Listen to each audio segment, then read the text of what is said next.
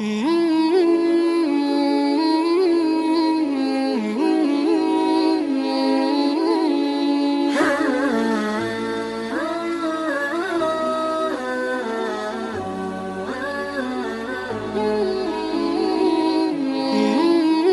کو پتہ ہے دکھ کس کو کہتے ہیں؟ دکھ کی تعریف درویش یہ کرتے ہیں کہ ہماری مرضی اور ہے اور رب کا ارادہ کرم اور ہے، اس کا نام دکھ ہے۔ سکھ کیا ہے کہ ہماری بھی وہی مرضی ہے جو ہمارے رب کی مرضی ہے۔ اگر مالک کریم کا ارادہ کرم یہ ہے کہ لاکھوں کروڑوں مل جائیں تو الحمدللہ، اور اگر اس کا ارادہ کرم یہ ہے کہ ایک وقت روٹی ملے ایک وقت فاقہ ہو تو الحمدللہ۔ اللہ کے فیصلوں پر راضی رہنا۔ ڈھیر سارے لوگ دنیا میں ملتے ہیں جو کہتے ہیں جی مجھے یہ پریشانی ہے، میں سب طبیبوں حکیموں کے پاس گیا، پھر میں آستانوں درباروں مزاروں پہ بھی حاضر ہوا، اس کے بعد میں نے بڑے بڑے دانشوروں سے مشاورت کی، لیکن میرا یہ مسئلہ حل نہیں ہوتا۔ تو کیا ہوتا ہے پھر وہ انزائٹی کا، ڈپریشن کا، ٹینشن کا، ذہنی تناؤ کا شکار ہونے لگتے ہیں۔ یاد رکھیے گا کہ اگر سارے ڈاکٹروں، طبیبوں، حکیموں، دعاؤں، التجاؤں کے بعد بھی مسئلہ حل نہیں نہ ہو رہا، تو پھر معنی یہ ہے کہ رب کی رضا یہی ہے کہ جو کرم سے اس نے فیصلہ کر دیا ہم بھی اس فیصلے پہ راضی ہو جائیں۔ بے چینی اور اضطراب یہ ہے کہ اللہ کا فیصلہ کچھ اور ہے اور ہماری جد و جہد کچھ اور ہے، اس سے ذہنی اضطراب اور تناؤ پیدا ہوتا ہے، اس سے طبیعتیں بے چین اور بے قرار ہوتی ہیں۔ امام علی مقام رضی اللہ تعالیٰ عنہ کی زندگی یہ ہے، اس کو سمجھیے گا کہ جس طرح قرآن مجید نے حضرت یوسف علیہ السلام کے واقعہ کو احسن القصص کہا ہے نا، قصوں میں سے سونا قصہ، خوبصورت داستان جناب یوسف کی، اور داستان یہ ہے کہ کبھی وہ باپ کے سب سے زیادہ لاڈلے ہیں اور کبھی وہ جناب یوسف علیہ السلام کنویں کی زینت بن گئے، کبھی ان کے قریب گرم ہوا بھی نہیں آتی اور کبھی ان کے چہرے پر تماچے پڑتے ہیں۔ پھر وہ کنویں سے نکلتے ہیں تو ایک اور تکلیف سہتے ہیں کہ انہیں بازار میں بیچا جاتا ہے، پھر وہ اللہ کی فضل سے اور اس کی توفیق سے ایسی جگہ چلے جاتے ہیں جہاں انہیں شہزادہ بنا کے رکھا جاتا ہے۔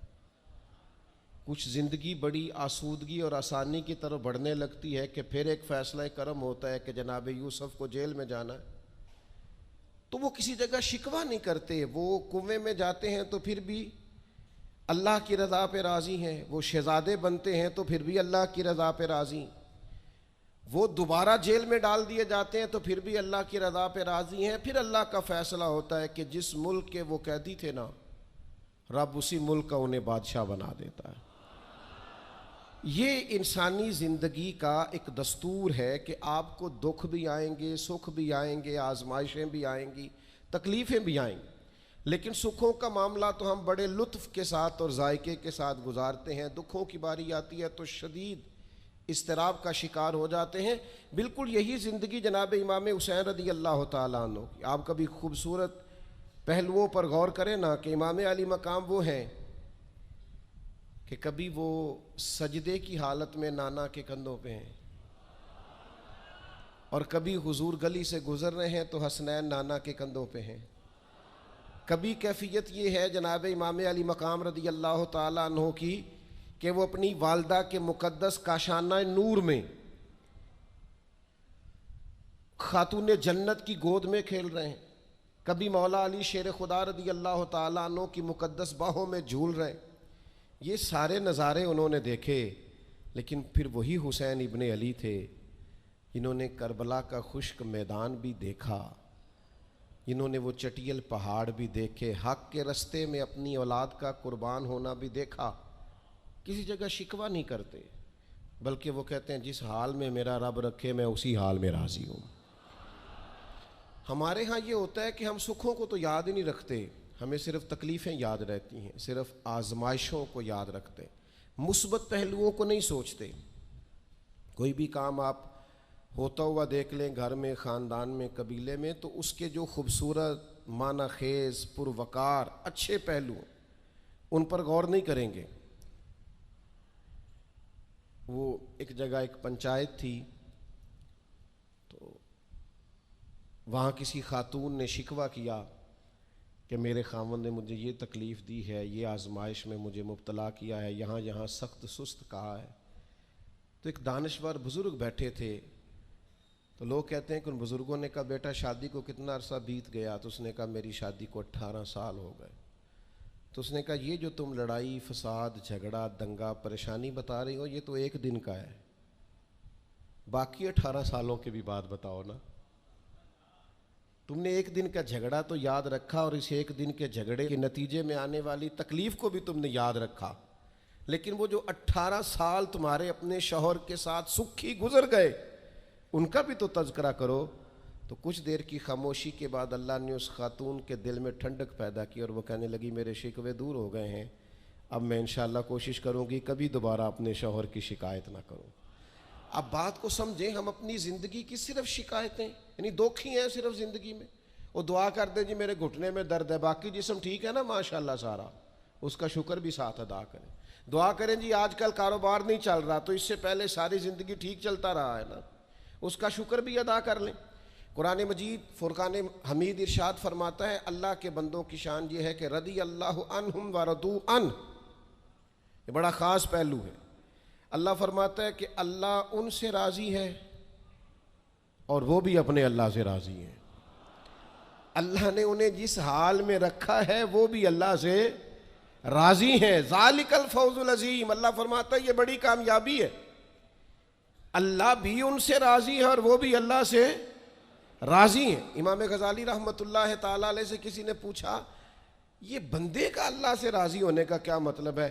تو امام صاحب فرمانے لگے رب تو کریم ہی بڑا ہے، یتیم کے سر پہ ہاتھ پھیر دو راضی ہو جاتا ہے، وہ طوائف کتے کو پانی پلا دے تو مالک راضی ہو جاتا ہے، وہ تو مہربانی بڑا ہے، تم نے رو کے 2 آنسو بہا دیے وہ راضی ہو جاتا ہے۔ فرماتے بندے کا مسئلہ ہے، مسئلہ تو بندے کا ہے، یہ راضی ہوتا ہی نہیں، یہ ہر وقت شکوے کرتا ہے، ہر وقت شکایات کرتا ہے، ہر وقت اس کا ذہن الجھا رہتا ہے، ہر وقت کوئی نہ کوئی نئی چیز کا مطالبہ کرتا ہے۔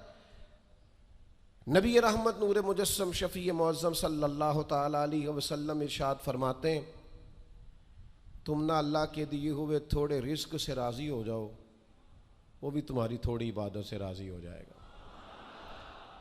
لیکن ہمارا حال یہ ہے کہ ہمیں سب کچھ چاہیے، اور نتیجے میں اگر کوئی خدمت کرنی پڑے، کوئی ڈیوٹی کرنی پڑے، کوئی کام کرنا پڑے تو اس کے لیے ہم تیار نہیں ہوتے۔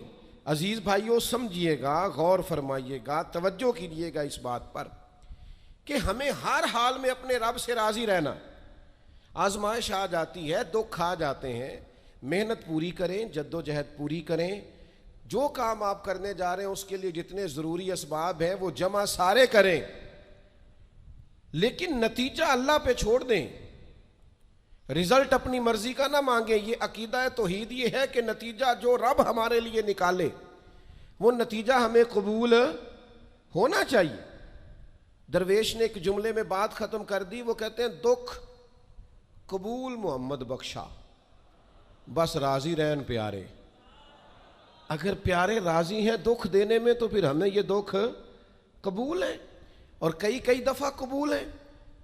تو اپنی طبیعت کے اندر یہ مقام تسلیم و رضا لائیں، ہر وقت اپنے رب سے راضی رہیں۔ صحیح مسلم شریف میں حضرت عمر فاروق رضی اللہ تعالیٰ عنہ کا ایک جملہ بڑا خوبصورت ہے، اور حضور اس کو سن کے بڑے راضی ہوئے، صحیح مسلم میں موجود ہے۔ حضرت عمر نے ایک موقع پر جب سرور کائنات علیہ السلام کو تھوڑا ناراض دیکھا، حضور کے چہرے پر کچھ آثار ناراضگی دیکھے، تو جناب عمر نے ایک جملہ کہا تھا جو بڑا حسین ہے اور کتب احادیث میں چمکتا ہے۔ حضرت عمر نے وہ بات کہی تو حضور کی ناراضگی خوشی میں بدل گئی، نبی پاک علیہ السلام کے چہرے پر جو آثار ناراضگی تھے وہ خوشی کے تصورات میں بدل گئے۔ حضرت عمر عرض کرنے لگے رضیت باللہ ربا وبالاسلام دینا وبسیدنا ومولانا محمد نبیم ورسولا۔ حضرت عمر نے حضور کو ناراض دیکھا تو کہنے لگے یا رسول اللہ، ہم اللہ کے رب ہونے پہ راضی ہیں، اسلام کے دین ہونے پہ راضی ہیں، اور اللہ نے آپ کو ہمارا نبی اور رسول بنایا، ہم اس بات پر بڑے راضی ہیں۔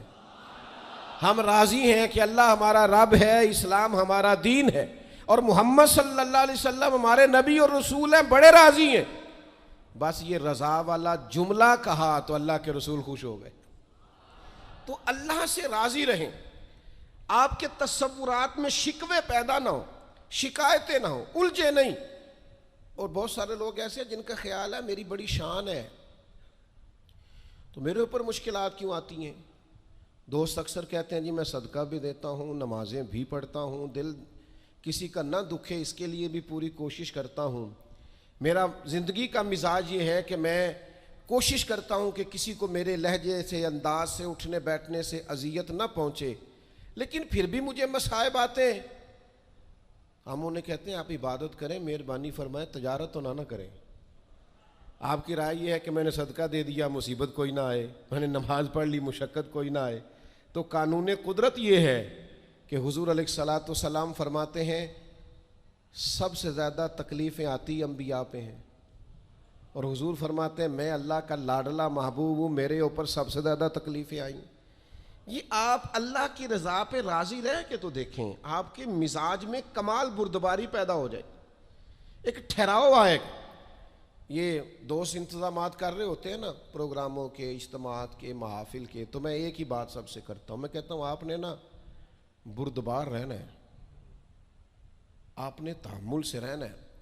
ہم دیہاتی لوگ ہیں تو ہمارے ہاں شادیاں ہوتی تھیں نا،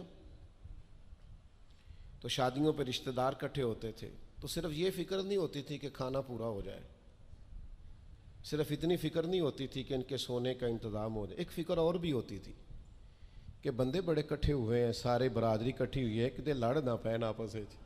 ہمارے ہاں نا چڑھانے والے زیادہ خطرناک نہیں ہوتے، چڑھنے والے زیادہ خطرناک ہوتے ہیں، جو ذرا سی بات پہ غصے میں آ جائیں، ذرا سی بات پہ چڑھ جائیں، کہیں سکون ہی نہیں، ٹھہراؤ ہی نہیں زندگی میں۔ اللہ کی رضا پہ راضی رہیں، میرے رب نے جہاں مجھے رکھا ہے سب سے زیادہ باکمال رکھا ہے۔ جہاں میں ہوں خدا جانے بلندی ہے کہ پستی، پر جہاں میں ہوں وہاں کوئی نہیں ہے۔ آپ اپنے رب کی رضا پہ راضی رہیں کہ میری جہاں ڈیوٹی ہے، کیا ہی بات ہے، میری جہاں ڈیوٹی، حضرت صدیق اکبر کو امیر المومنین بنایا گیا، لیکن جناب بلال حبشی کے پاس مدینے والے محبوب کے مہمانوں کی ذمہ داریاں تھیں، مسجد نبوی کی کنجیاں تھیں۔ کمال ان کا بھی بڑا ہے اور کمال بلال حبشی کا بھی بڑا ہے، حالانکہ وہ تو مسجد میں جھاڑو دیتے تھے، خدمت کرتے تھے۔ تو آپ اللہ کی رضا پہ راضی رہیں، جہاں رب نے آپ کو رکھا ہے، جس مقام پہ رکھا ہے وہاں آپ راضی رہیں، آپ کو اطمینان محسوس ہوگا، آپ سکون میں آ جائیں، دل میں ٹھنڈک محسوس کریں گے، پریشانیوں سے نکلیں گے۔ یہ حدیث دیکھیے امام غزالی نے لکھی ہے، نبی پاک صلی اللہ تعالیٰ علیہ وسلم کے پاس نا صحابہ کی ایک جماعت آئی، انہوں نے عرض کی یا رسول اللہ صلی اللہ علیہ وسلم ہم ایماندار ہیں۔ تو حضور نے فرمایا تمہارے ایمان کی نشانی کیا ہے؟ تم صاحب ایمان ہو تو دلیل کیا ہے؟ انہوں نے عرض کی یا رسول اللہ، یہ ذرا دلیل سننا۔ عرض کرنے لگے یا رسول اللہ مصیبت آئے تو صبر کرتے ہیں، نعمت ملے تو شکر کرتے ہیں، اور یا رسول اللہ رب جو فیصلے کر دے ہم اس پر راضی رہتے ہیں۔ حضور فرمانے لگے کعبے کے رب کی قسم تو واقعی ایماندار لوگ ہو، اگر تم اللہ کے فیصلوں پہ راضی ہو، اگر تم نعمتوں پہ شاکر ہو، مصائب پر صابر ہو، تو تم واقعی مومن ہو۔ تو یہ یاد رکھیں اچھی طریقے سے کہ ہمیشہ اپنے آپ کو اپنے رب کے فیصلوں پہ راضی رکھیں، ہمیشہ کوشش کریں کہ مقدر سے شکوہ نہ کریں، تقدیر سے شکایت نہ کریں، جو ہمیں نہیں ملا اس کے بارے میں اپنی طبیعت کے اندر تڑپ اور طلب نہ پیدا کریں، بس جو فیصلہ رب نے کر دیا اس فیصلے پر ہمیشہ راضی رہیں۔ یہ کر کے دیکھیں۔ حضرت انس بن مالک رضی اللہ تعالیٰ عنہ فرماتے ہیں ایک پوری جماعت جنت میں جائے گی لوگوں کی، فرشتے ان سے پوچھیں گے کہ میاں حساب دے آئے ہو؟ تو وہ کہیں گے ہمیں تو کسی نے حساب پوچھا ہی نہیں۔ ان سے پوچھا جائے گا پل صراط دیکھی ہے؟ کہیں گے نہیں ہم نے تو نہیں دیکھی۔ ان سے پوچھا جائے گا کہ میزان عمل، تو انہوں نے کہا نہیں بالکل نہیں. تو کہا اچھا تم بڑے خاص لوگ ہو، دنیا میں کرتے کیا رہے ہو؟ تو کہیں گے کرتے کچھ بھی نہیں تھے، رب کے فیصلوں پہ راضی رہتے تھے. اور طبرانی میں ایک روایت ایسی بھی موجود ہے کہ حضور فرماتے ہیں رب کہتا ہے جس نے میرے فیصلوں پہ راضی نہیں رہنا وہ رب کوئی اور ڈھونڈ لے. اگر تم میرے فیصلے پہ راضی ہی نہیں ہو، او بھائی میں اپنے ادارے کا سربراہ ہوں، جو میرا فیصلہ نہیں مانے گا وہ نکلے گا ادارے سے. میں اپنی جماعت اور تنظیم کے تعلق سے کوشش کروں گا کہ امیر کی اطاعت کا سبق دوں. اگر کوئی نظم و ضبط درست نہیں کرے گا، یہ ایک حال ہے یہاں کے جو مینجمنٹ کے کام ہیں، معاملات ہیں، ایک سربراہ آپ نے بنایا ہوتا ہے، اب اس کی اگر بات نہیں مانے گا کوئی ورکر، کوئی کام کرنے والا، تو یقیناً وہ کہیں گے کہ میاں آپ بات نہیں مان رہے، تمہارا نظم و ضبط خراب ہوتا ہے، لہذا اگر آپ نے ہمارے نظم کے اندر نہیں رہنا تو آپ نکل جائیں. تو اللہ کے فیصلوں کو جو لوگ تسلیم نہیں کرتے، اللہ کے فیصلوں کو جو لوگ تسلیم نہیں کرتے، یقیناً وہ کمزور ہو جاتے. آج بڑے لوگ ہیں جو وظیفے پوچھتے ہیں اللہ کیسے راضی ہوگا. بتاؤں وظیفہ آپ کو؟ امام غزالی لکھتے ہیں کہ حضرت موسیٰ کلیم علیہ السلام نے اللہ کے حضور عرض کیا مالک میری قوم پوچھتی ہے تو کیسے راضی ہوگا، ہم تجھے راضی کرنا چاہتے ہیں تو کیسے راضی ہوگا. تو حضرت موسیٰ علیہ السلام سے رب کریم نے فرمایا ان سے جا کے کہہ دو کہ مجھ سے راضی ہو جائے، میں بھی ان سے راضی ہو جاؤں گا. یہ اپنے رب سے راضی رہیں، جو رب ان کے لیے فیصلہ کرے. وہ حضرت سفیان ثوری دعا مانگ رہے تھے نا، یا اللہ راضی ہو جا، یا اللہ راضی ہو جا، یا اللہ راضی ہو جا. تو حضرت رابعہ بصریہ رحمۃ اللہ علیہا بھی پردے کے پیچھے بیٹھی تھیں. تو جب انہوں نے بہت زیادہ اس دعا پر اصرار کیا نا، یا اللہ راضی ہو جا، تو پردے کے پیچھے سے بول پڑی، کہنے لگی سفیان اب کچھ اور نہ مانگے اللہ سے، آگے نہ چلے. جناب سفیان کہنے لگے میں دعا ہی کر رہا ہوں کہ یا اللہ تو راضی ہو جا. تو فرمانے لگی پہلے اپنے دل پہ ہاتھ رکھ کے بتائیں آپ اللہ سے راضی ہیں؟ آپ تو کہتے ہیں یہ ہے تو یہ نہیں ہے، کبھی یہ بھی مل جائے نا. اگر آپ ناراض نہ ہوں تو پہلے خیال تھا ایک سواری مل جائے چاہے موٹر سائیکل ہی ہو، مل گئی. اب بڑے پریشانی ہوتی ہے، کبھی 4 ٹائروں والی ہوتی نا، وہ بھی مل گئی، دے دی، طلب ہی یہ تھی. اب خیال آتا ہے کبھی تھوڑی سی بڑی مل جائے نا، وہ بھی مل گئی. اب جن کی ذرا گاڑیاں اونچی ہیں، ٹائر چوڑے ہیں، وہ پریشان کرتے ہیں، تو بندہ تو روک ہی نہیں رہا کہیں. تو حضرت کلیم سے رب نے فرمایا ان سے کہو مجھ سے راضی ہو جائے، میں بھی ان سے راضی ہو جاؤں. لیکن ہماری طبیعت کی بے چینی، ہمارے مزاج کی بے قراری، ہمارے لب و لہجے کا وہ عالم کہ ہم خوش نہیں ہوتے. ڈھیر سارے لوگ ہیں، آپ کچھ بھی کر لیں، کچھ بھی گھر میں لے آئیں، کچھ بھی ہو جائے، کتنی بھی نعمت مل جائے، ان کا مزاج اس طرح کا بن جاتا ہے خوش نہیں. میں اکثر دوستوں سے کہتا ہوں کہ بعض دوست ایسے ہیں جن کا انداز اس طرح کا ہے کہ ان کو کوئی بھی نعمت مل جائے تو ان کی طبیعت سکون پذیر نہیں ہوتی. حضرت عبداللہ ابن عمر رضی اللہ تعالیٰ عنہ صحابہ میں سے بڑے صالح آدمی ہیں، نیک آدمی ہیں. حضرت عمر کے صاحبزادے ہیں اور اللہ کے حبیب علیہ السلام نے فرمایا یہ بڑے نیک ہیں. تو سیدنا عبداللہ ابن عمر رضی اللہ تعالیٰ عنہ کے نا ایک صاحبزادے بیمار تھے. یہ جو بچے بیمار ہوں یا کسی تکلیف میں ہوں تو یہ ماں باپ کو بڑا بے چین کر دیتے ہیں. اپنی بھوک بھی بندہ سہ لیتا ہے، اپنی بیماری اور تکلیف بھی سہ لیتا ہے، لیکن اگر اولاد کسی آزمائش کا شکار ہو جائے، پریشانی کا شکار ہو جائے تو انسان بڑی تکلیف میں آ جاتا ہے. حضرت عبداللہ ابن عمر رضی اللہ تعالیٰ عنہ بڑے پریشان تھے اپنے بیٹے کو لے کر، اور جو ان کے قریبی لوگ تھے وہ محسوس کرتے تھے کہ شدید ذہنی اضطراب میں مبتلا ہیں سیدنا عبداللہ ابن عمر. اللہ کا فیصلہ ایک کرم آیا اور ان کے صاحبزادے کا وصال ہو گیا. جب ان کے صاحبزادے وصال کر گئے نا تو ظاہر ہے کہ بیماری سے بڑا غم تو صاحبزادے کا انتقال کر جانا ہے. تو جنازے کے لیے جو لوگ آئے اور اس کے بعد جو تعزیت کے لیے لوگ آئے وہ کہتے ہیں ہم نے جناب عبداللہ ابن عمر کو بڑا مطمئن دیکھا. ہم نے دیکھا کہ بیٹے کے انتقال کے بعد ان کی طبیعت میں ایک ٹھہراؤ آ گیا اور وہاں آنے جانے والوں کو بڑے اطمینان سے، بڑی محبت سے ملتے، ان کا انداز بڑا منفرد ہو گیا. ایک صاحب نے پوچھ ہی لیا کہ جناب آپ پہلے بڑے بے چین تھے، اب آپ کی طبیعت میں بڑا ٹھہراؤ آ گیا، وجہ کیا ہے؟ تو حضرت عبداللہ ابن عمر فرمانے لگے جب تک وہ بیمار تھا میری ذمہ داری تھا اور میں بے چین تھا. فرمایا میرے رب کا فیصلہ ہے، کرم آ گیا ہے اور وہ میرے رب کے حضور حاضر ہو گیا ہے. گویا اب جس بارگاہ میں گیا ہے وہاں رحمت ہی رحمت ملے گی، وہاں کرم ہی کرم ملے گا. اب میں مطمئن ہو گیا ہوں کہ اللہ کی رحمتیں قبر میں اس کا استقبال کریں گے. جب تک میری ڈیوٹی تھی تو میں پریشان تھا، بے چین تھا، بے قرار تھا. اب تو حاضر بارگاہ ہو گیا اور میں اپنے رب کی رضا پہ راضی ہوں. جب تک اللہ نے چاہا بیٹا میرے پاس رہا، اور جب اللہ نے چاہا اللہ نے اسے اپنی بارگاہ میں بلا لیا. میرے بھائیوں یاد رکھیے گا، ہمیشہ اس بات کو اپنے ذہن میں بٹھائیے گا کہ زندگی کے اندر کبھی بھی اللہ کے فیصلوں پر شکوہ کرنا اور اللہ کے فیصلوں پر اظہار ناراضگی کرنا معاذ اللہ، اس سے اپنے دامن کو ہمیشہ بچا کے رکھیں اور پناہ میں رکھیں اپنے دامن کو کہ کبھی بھی انسان اس طرح کا نہ ہو جائے. میں دیکھتا ہوں شدید بے چینی یہ ہمارے ماحول میں، اللہ تعالیٰ معاف فرمائے، جو لوگوں سے شدید ایک دوسرے سے ہماری طبیعتیں کھنچ جاتی ہیں اور تناؤ اور کھچاؤ پیدا ہو جاتا ہے اور پھر لوگ ڈپریشن میں چلے جاتے ہیں. حتیٰ کہ بعض لوگ معاذ اللہ انتہائی قدم اٹھاتے ہیں، خودکشی کی طرف بڑھ جاتے ہیں. اور بڑے بڑے پڑھے لکھے لوگوں کا ہم ایسا رجحان دیکھتے ہیں کہ وہ عجیب پریشانی کن گفتگو کرتے ہیں، بس اس کا ارادہ تھا ملک سے باہر جانے کا اور وہ حالات سازگار نہیں ہوئے، کسی وجہ سے نہیں جا سکا. تو بھئی سارے لوگ نہیں جا پاتے. آپ ڈھیر سارے لوگوں سے پوچھ لیجئے گا کہ وہ زندگی میں کچھ اور کرنا چاہتے تھے لیکن اللہ کا ارادہ کرم ان کے لیے کچھ اور تھا.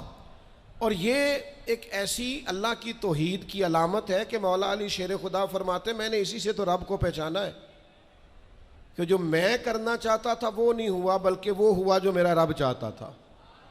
فرماتے میں نے کسی کام کے لیے سارے اسباب جمع کر لیے، جب نہیں ہوا تو میں سمجھ گیا یہ کرنا میرے اللہ نے. تو میرے عزیز یہ تو اللہ کی بہت بڑی اس کے ہونے کی علامت ہے کہ آپ اس کی رضا پہ راضی رہیں. حضرت ابن وقاص رضی اللہ تعالیٰ عنہ بڑے مستجاب الدعوات تھے، جو دعا مانگتے تھے قبول ہو جاتی تھی. اللہ کا ان پر خاص انعام تھا اور یہ بات بڑی مشہور ہو گئی، دور دور سے لوگ ان کے پاس دعائیں کرانے آتے تھے. خود وہ نابینا تھے، بینائی نہیں تھی. تو کچھ لوگوں نے ان سے کہا کہ آپ اپنے لیے بھی دعا کر لیں. تو فرمانے لگے میرے رب نے بڑا عرصہ مجھے آنکھوں کا نور عطا کیا ہے، اب وہ لے گیا ہے تو میں اپنے رب کی رضا پہ راضی ہوں. اب اس میں ہوتا کیا ہے؟ دکھ اور تکلیف اور اللہ کے فیصلے پہ راضی رہنے میں نا ایک خاص لذت بھی ہے. صرف سکھوں کا مزہ نہیں ہوتا، دکھوں کا بھی مزہ ہوتا ہے. ہاں ہاں، زخموں کی بھی ایک لذت ہوتی ہے. یہ کبھی آپ کے کوئی زخم ہو جائے اور ٹھیک ہونے کے قریب آئے تو آپ اسے چھیڑ کے دیکھیں، اس کی بھی ایک لذت. دکھوں کا بھی ایک مزہ. سکھوں میں تو لوگوں کو رونا نہیں آتا، جو بڑے سکھی ہوتے ہیں وہ تو کعبے جا کے نہیں روتے. ناراض نہ ہوئیے گا مجھ سے، ان کو تو مدینے جا کے رونا نہیں آتا. یہ دکھ ایک ایسی چیز ہے جو بندے کے دل کو نرم رکھتے ہیں. یہ آزمائش ایک ایسی چیز ہے جس میں نفسانی قوتیں ختم ہوتی. کوئی نہ کوئی آزمائش انسان کے ساتھ رہے تو اللہ کے حضور حاضر رہتا ہے. دکھوں کو، بیماریوں کو، تکلیفوں کو کبھی بھی برا نہیں جاننا چاہیے. یہ تو انسان کو اللہ کے قریب کر دیتی ہیں، دلوں کو نرم کر دیتی. جن کو ہم بعض اوقات بڑی آزمائش سمجھ رہے ہوتے ہیں وہی تو خیر بن جاتی. حضرت جناب ایوب علیہ السلام شدید علیل ہو گئے، شدید بیمار ہیں. 16 سال گزر گئے بیماری کو. تو آپ کی اہلیہ نے ایک دن آپ سے کہا اللہ کے نبی ہیں، دعا ہی مانگ لیں، اللہ شفا دے دے. تو جناب ایوب علیہ السلام اپنی اہلیہ سے فرمانے لگے شفا کتنا عرصہ رہی ہے؟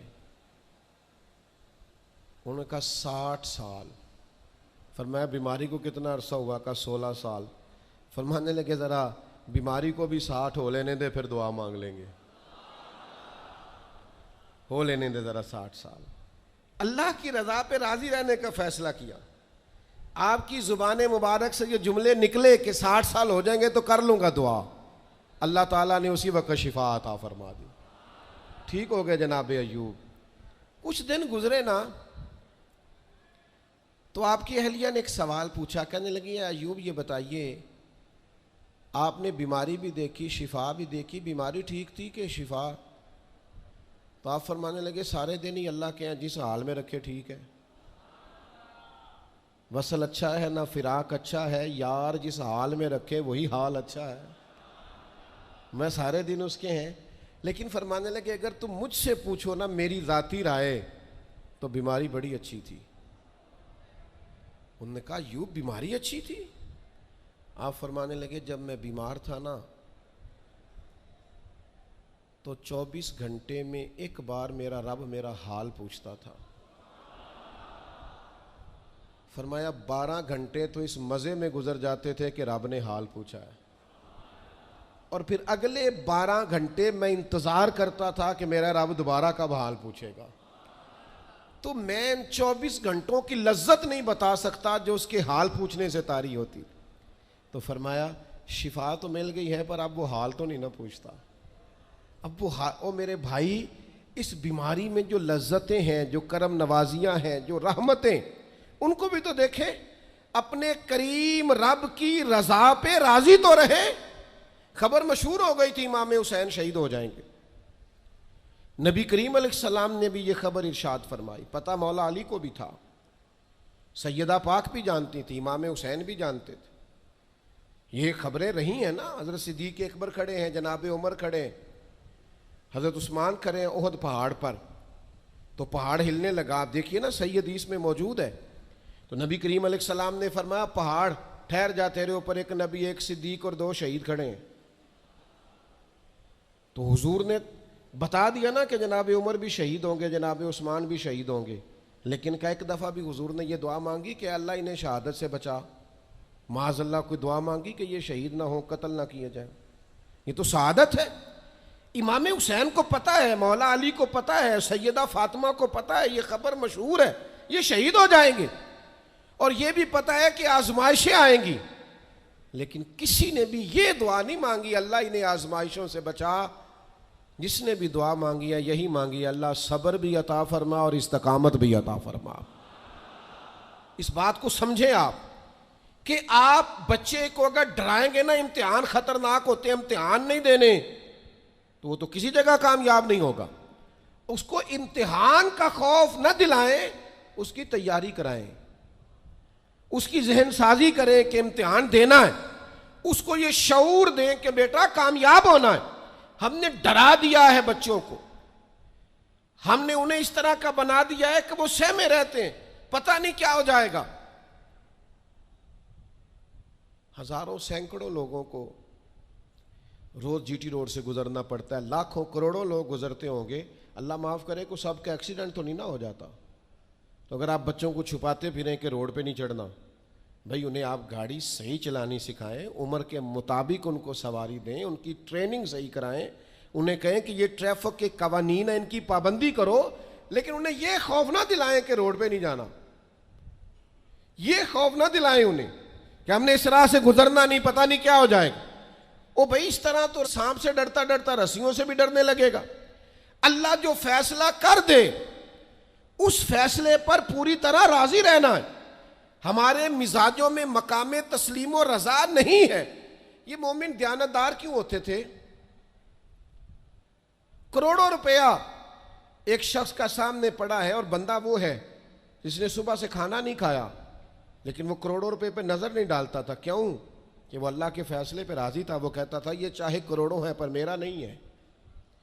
آج لوگ لوگوں کا مال دیکھ کے سازشیں نہیں کرتے، شرارتیں نہیں کرتے، لالچ نہیں پیدا کرتے، چوری ڈکیتی دھوکہ فریب فراڈ کیا کیا چالیں نہیں چلتے۔ اگر یہ اللہ کے فیصلے پہ راضی رہیں کہ رب نے جو میرے لیے رکھا ہے وہی میرا حق ہے، تو کبھی ان کی طبیعت میں یہ بات پیدا نہ ہو کہ ہم نے دھوکہ دینا ہے، فراڈ کرنا ہے، فریب کرنا ہے۔ آپ مقام میں تسلیم و رضا پہ آ جائیں۔ ڈھیر سارے لوگ ہیں جو جہاں کھڑے ہیں وہاں راضی نہیں، سامنے والا انہیں بڑا خوش نظر آتا ہے، بڑا خوش کہ یار میں بڑی تکلیف میں ہوں، یہ فلانے شعبے والا بڑے سکون میں ہے۔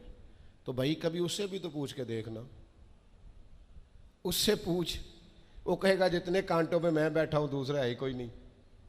ہم جو کام کر رہے ہوتے ہیں نا اس کام کا مزہ نہیں لیتے، ہمیں وہ کرنا ہے جو سامنے والا کر رہا ہے۔ بھئی آپ جو کر رہے ہیں اس کو مزہ لے کے کریں، مقام تسلیم و رضا پہ رہیں۔ وہ جو سامنے والا کر رہا ہے اللہ نے اس کی ڈیوٹی لگائی ہے، وہ کرے گا۔ اور یہی بات یہاں تک پہنچ جاتی ہے کہ ہمیں سب کا پتہ ہوتا ہے کون کیا کر رہا ہے، اپنا نہیں پتہ ہوتا، کیونکہ ہم وہ چاہتے ہیں جو ہمارا حق نہیں، اس طرف بڑھتے ہیں جو ہمارا نصیبہ نہیں۔ تو اچھی طرح اس بات کو اپنے ذہن میں بٹھائیں کہ اللہ کے فیصلوں پہ راضی رہنا، اللہ کی رضا پہ راضی رہنا، اپنے رب سے ہر وقت راضی رہنا، یہ بندہ مومن کی شان ہے۔ اگر اللہ کے فیصلوں پہ راضی رہو گے نا تو زندگی میں اتنا سکون آ جائے گا، اتنا اطمینان آ جائے گا، لہجوں میں اتنا ٹھہراؤ آ جائے گا، آپ کو محسوس ہوگا کہ آپ کی شخصیت سنجیدہ ہو گئی ہے، وزادار ہو گئی ہے، آپ کے مزاج کے اندر ایک اللہ تعالیٰ نے خاص کمالات رکھ دیے۔ لیکن اگر آپ یہ نہیں کریں گے، اللہ کے فیصلوں پہ راضی نہیں رہیں گے، تو پھر آپ نتیجہ اس کا دیکھ لیجئے گا، ہر وقت کی بے چینی، بے قراری، الجھاؤ اور طبیعت کے اندر اضطراب، یہ آپ کو بے چین رکھے گا۔ ہم اپنی زندگی میں اگر تھوڑا سا یہ والا فیصلہ لے آئیں، آپ دیکھیں نا، انداز دیکھیں، 14 لوگ شہید ہو گئے تھے بدر میں، ان میں سے تو کوئی کسی صوبے کا گورنر نہیں بنا، انہوں نے تو مکہ کو فتح ہوتے نہیں دیکھا، انہوں نے تو روم کو، یمن کو، شام کو فتح ہوتے نہیں دیکھا۔ لیکن یاد رکھیے گا ان 14 لوگوں کا خون بنیاد بنا تھا کہ اللہ نے اسلام کو طاقتیں اور قوتیں عطا فرمائی۔ وہ اللہ کے فیصلوں پہ راضی تھے کہ آپ نے یہاں جان دینی ہے، انہوں نے پیش کی۔ بعد میں عروج آیا، کمال آیا، اذا جاء نصر اللہ والفتح، اللہ نے مدد کی، فتح آ گئی۔ لیکن ان لوگوں نے اس وقت یہ فیصلہ کیا کہ ہمیں اللہ کی رضا کے لیے ڈٹنا ہے، کھڑے ہونا ہے۔ تو سب لوگ، میں اکثر کہتا ہوں، یہ تحریک ختم نبوت پر لوگ کلام کرتے ہیں تو قائدین کا، علماء کا نام لیتے ہیں، میں کہتا ہوں بالکل ٹھیک ہے، ان لوگوں نے بڑی خدمات سر انجام دی، لیکن جو ان کے پیچھے لوگ تھے، جو کوششیں کرتے رہے، جو عوامی طاقت تھی، ان سب کی ہمتیں بھی شامل ہیں۔ میں الحمدللہ آیا ہوں یہاں اور سیدھا آ کے بیان کر کے نکل کے جا رہا ہوں، تو یہ سارا کچھ میری کاوش نہیں ہے۔ یہ تو جو لوگ آدھی رات کو سڑک پہ پوسٹر لگاتے رہے، دن کو یہاں آتے رہے، رات جاگتے رہے، محنت کرتے رہے، پریشان ہوتے رہے، الجھتے رہے، یہ تو ان لوگوں کی کاوش ہے، یہ ان لوگوں کا کمال ہے۔ ہم سمجھتے نہیں اس چیز کو۔ جب تک آپ اپنے مزاج میں ٹھہراؤ نہیں لاتے اور چھوڑ دیں دوسروں کا کام اپنے کھاتے میں ڈالنا، یہ بھی میرا ہے، یہ بھی میرا ہے، یہ بھی میں نے کیا، یہ بھی میں، اس سے بھی بے چینی پیدا ہوتی۔ ہم نے جو کیا ہے ہم اس حد تک رہیں اور اللہ تبارک و تعالیٰ کے فیصلے پر سر تسلیم خم کریں۔ یقین کرو اللہ کا فیصلہ کیسے ماننا ہے، اس کی اگر کسی نے صحیح تصویر دیکھنی ہے تو واقعہ کربلا کو دیکھیں۔ یعنی کائنات کے وہ لوگ جن کا خاندان بھی سب سے اونچا ہے، حسب بھی سب سے اونچا، نسب بھی سب سے اونچا، کمال بھی سب سے اونچا، وزاداری بھی سب سے اونچی، علم، فضل، شہرت، عزت، وقار، شرافت، نجابت، ہر چیز میں وراء الورا ہے، لیکن ان کی کیفیت میرے عزیز یہ ہے کہ امام علی مقام کے سامنے ان کی ساری اولاد شہید ہو گئی۔ یہاں نا اس اتنے بڑے مجمع میں کسی کی کٹی ہوئی انگلی پھینک دی جائے نا، انگلی کا ٹکڑا انسانی انگلی کا، تو لوگ خوف سے بھاگ جائے۔ ہم باتیں سن لیتے ہیں، کر لیتے ہیں، ہم سمجھتے نہیں کہ یہ کتنا عجیب منظر ہے۔ آپ یہ بات سمجھ سکتے ہیں کہ حضرت عباس کے بازو کٹے، پورے پورے بازو کاٹ ڈالے گئے تو کیسا منظر ہوگا؟ اور امام حسین کا سر کاٹ کے نیزے پہ لگا دیا گیا، باقی جس میں اتھر کربلا میں پڑا ہے، اور سر بھیج دیا گیا دمشق میں، تو کیسی منظر کشی ہوگی۔ لیکن امام حسین سے لے کر جناب زینب تک اور امام حسین سے لے کر امام زین العابدین تک آپ کو جو بندہ بھی ملے گا رب کی رضا پہ راضی ملے گا، کسی جگہ وہ شکوہ کرتے نظر نہیں آتے۔ وہ سمجھتے ہیں یہ ہمارے رب کی مرضی، ہم اس پہ راضی ہیں، جب تک نانا کے کندھوں پہ دے تب بھی راضی ہیں، اور جب گھوڑے کی پشت پہ ہیں تب بھی راضی ہیں، اور جب مدینے سے پردیسی ہو کے نکل رہے ہیں پھر بھی راضی ہیں، اور جب سر کاٹ کے نیزے پہ لگا دیے گئے ہیں تب بھی راضی ہیں۔ ہر حال میں اللہ کی رضا پہ راضی، رضی اللہ عنہم ورضوا عنہ، وہ اللہ سے راضی ہیں اور اللہ ان سے راضی ہے۔ کوشش کرنی ہے کہ اپنے بچوں کو واقعہ کربلا اس انداز میں سنایا جائے کہ ان کے اندر جرت پیدا ہو، جرت اظہار پیدا ہو، حق کا جذبہ پیدا ہو۔ امام حسین کی شہادت اس لہجے میں کبھی نہ سنیں نہ بیان کریں کہ جس سے کوئی کمزوری اپنی طبیعت میں پیدا ہو۔ امام علی مقام رضی اللہ تعالیٰ عنہ کا نام جرت کی علامت۔ امام حسین کا وہ کسی نے کہا تھا سناؤ اپنے بچوں کو کہانی خیبر و خندق کی، علی کی بات سن کر دلوں سے ڈر نکلتے ہیں، خوف دور ہوتا ہے مولا علی کی باتیں سن کر۔ تو اپنے دلوں کے اندر یہ جذبہ اپنے بچوں کو لائیں۔ اور پھر میں آپ کی خدمت میں ایک آخری بات یہ بھی عرض کروں گا جسے کبھی نہ بھلائیے گا۔ سیدنا امام حسین رضی اللہ تعالیٰ عنہ کی زندگی کا یہ خوبصورت پہلو آپ نے کبھی نہیں بھلانا، کبھی نہیں چھوڑنا کہ حق کے رستے میں آپ اکیلے بھی ہوں، آپ کے پیچھے لاکھوں ہزاروں لوگ نہ بھی ہوں، تو حق پھر بھی حق ہوتا ہے۔ ہمیشہ کثرت جو ہوتی ہے وہ صداقت کی دلیل نہیں ہوتی۔